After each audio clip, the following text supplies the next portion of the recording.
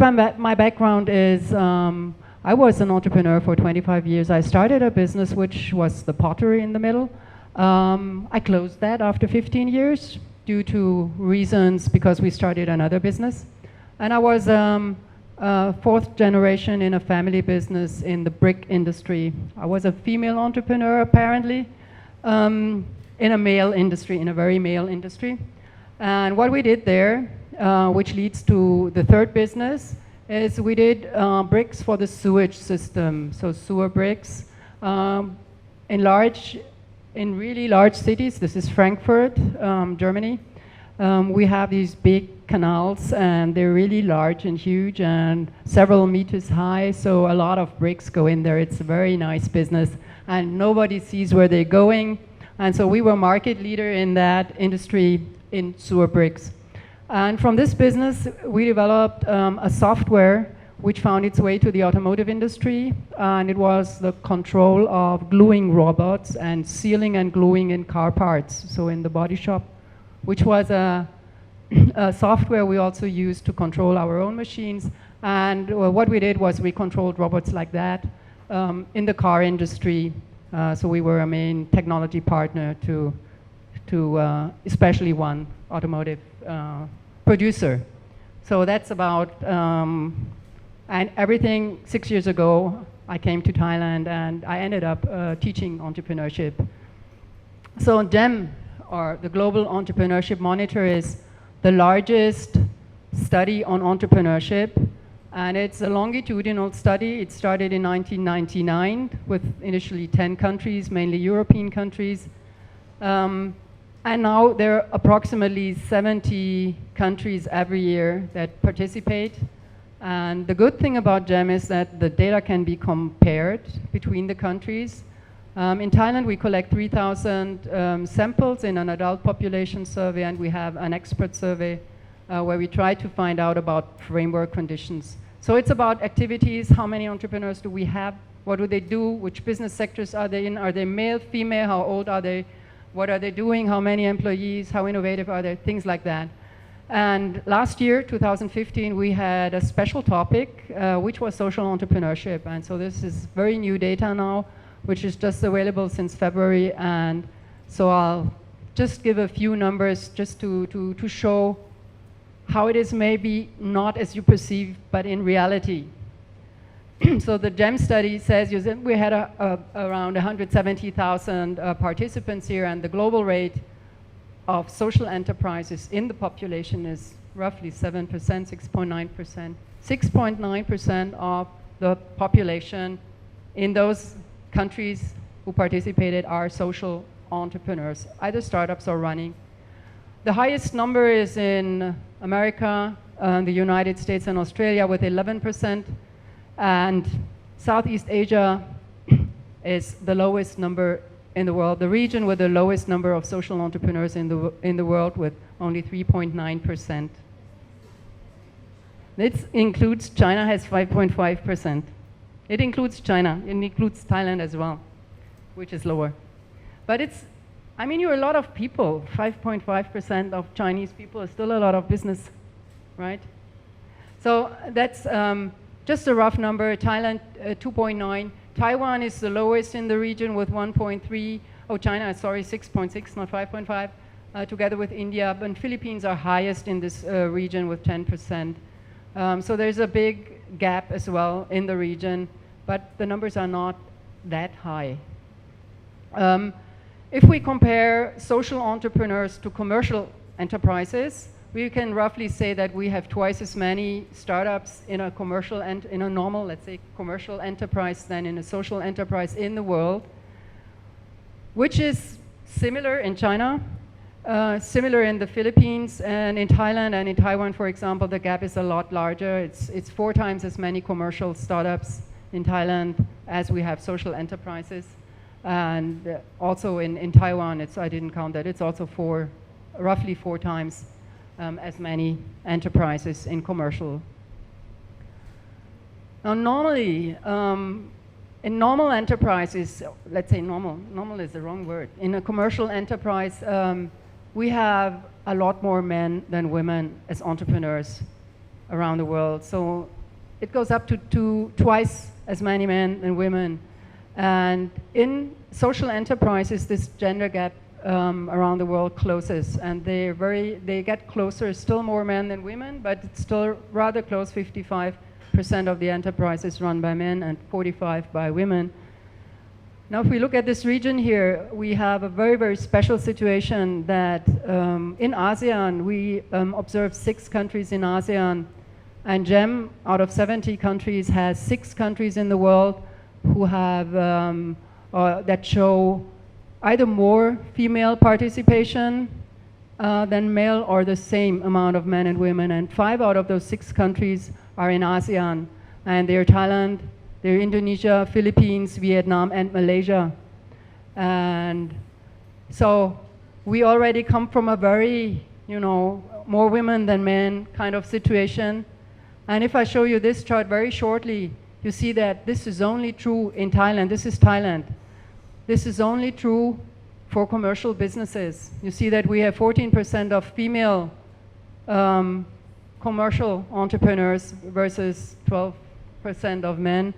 And in the social enterprises, you see, I tried to put the numbers in the relation, so you see that it's really few, comparatively few social enterprises, and there are less women than men. So it's still a lot to catch up. It's interesting. I don't know why. I wouldn't have expected it, but that's the numbers that show up. So we have more men than women in social enterprises, and we just the other way around in commercial enterprises. Now, 5 out of 10 social enterprises reinvest profits towards social goals. This is a critical point in my point of view. If we define social entrepreneurship, and maybe we have to do the definition, because I saw on the board that someone is asking what is social entrepreneurship. The normal definition is social entrepreneurship is any organization, business, group of people who has a business, and the objective is related towards either society, environment, or community. That's the normal definition. And Muhammad Yunus defines social entrepreneurship very narrow. And he says that every social enterprise should reinvest 100% of its profit, should not pay dividends to the owners, should reinvest 100% towards the social goal. That's a narrow definition. Now, GEM, the survey shows it's 52% who do that.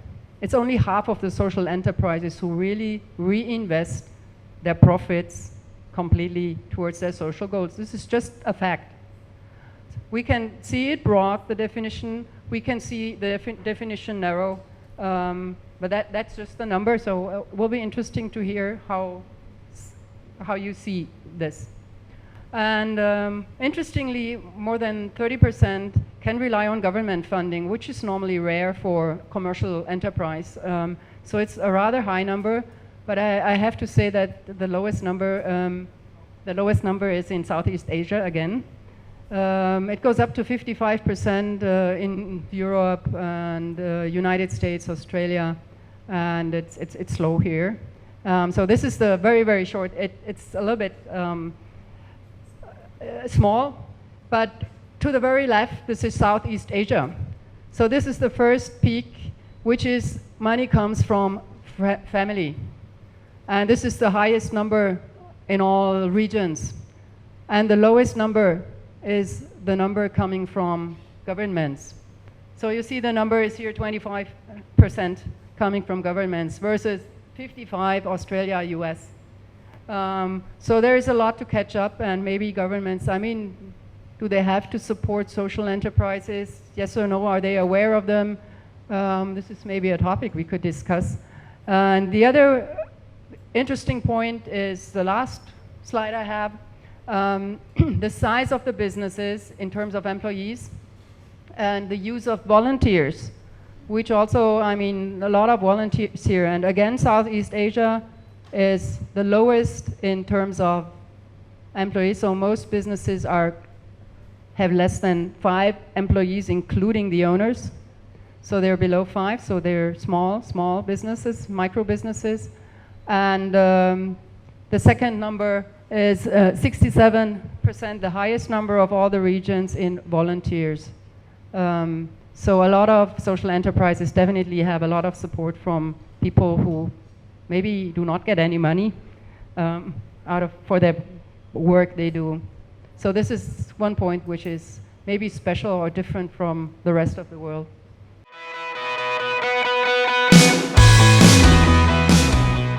That most people will be astonished that there are so few entrepreneurs, because we also asked the questions, do you know social enterprises and are they visible? And nearly 40% in Thailand said yes, sure, they're there, but they're only 2.9%, and there's a big gap also in other countries between the visibility. And for those few, or for those who are social enterprises, it's quite good to have this high visibility, because I think everybody will notice you a lot better than any commercial business out there. So maybe this is a good point, but certainly overestimated numbers, that's one point I think, which I was astonished as well.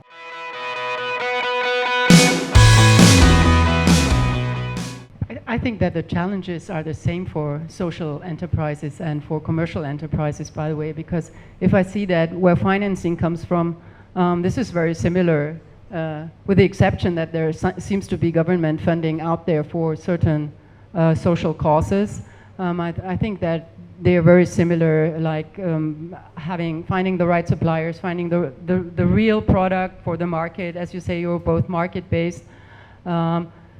What, in addition, is you have to sell the value, the social value, and you have to make clear this is my social or community value or my environmental value. And I think on the other hand, this is also the rewarding point. It's a business, and I'm very sure that we always had a lot of, or we still have a lot more social enterprises than we count, because they don't consider themselves to be a social enterprise, but they are by definition. And we also found in the survey that a big number is a mixture of social and commercial enterprise. So they're not a social enterprise and they're not a commercial enterprise. They say we're both.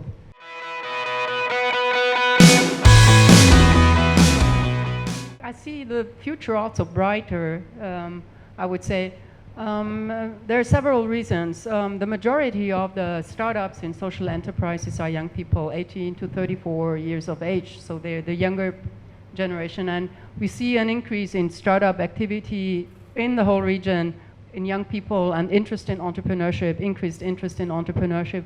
And I think the increase will catch up in this region with other areas in the world, hopefully.